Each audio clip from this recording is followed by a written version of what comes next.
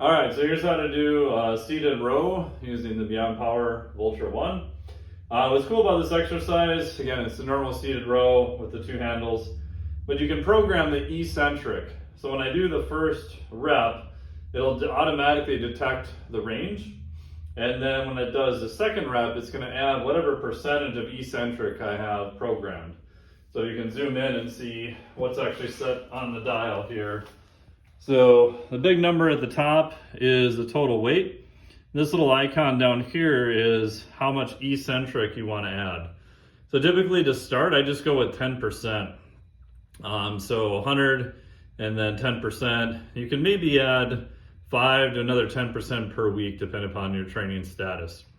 What's also cool is if I wanted, I could even add chains to it, which is going to overload the exercise near the end.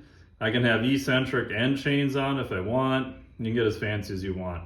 So for this, we're just going to use eccentric. I'm going to have the chains turned off. So we've got 100 pounds concentric, and then on eccentric, it's going to add another 10. So it's going to be at 110 as it's pulling back to the unit.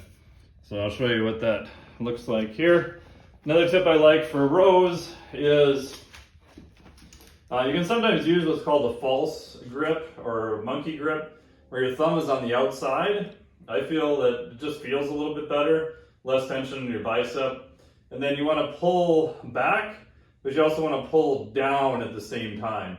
A lot of people, when they row, their shoulder is coming up. We want to pull back and then down, and then we'll use a longer eccentric. So I'm going to do the first rep is going to be to here. So that's going to be the range of motion. So now it's going to add the eccentric component. You can see it go up to 110 there. I'm going to take 4 to 6 seconds to go all the way back. So I'm doing a longer time under tension on the eccentric on purpose. You can really feel it's pulling back in. So I'm pulling back and then down. And if you want to auto-regulate it, you can keep going until your speed drops off, or you're no longer to hold that eccentric tension for 4 to 6 seconds. So if I get all the way back and then that happens, that was a little bit too fast on the eccentric. So then I know I'm done on that particular set. If you want to use auto-regulation, or you can just do the standard sets and reps. So pretty cool, check it out.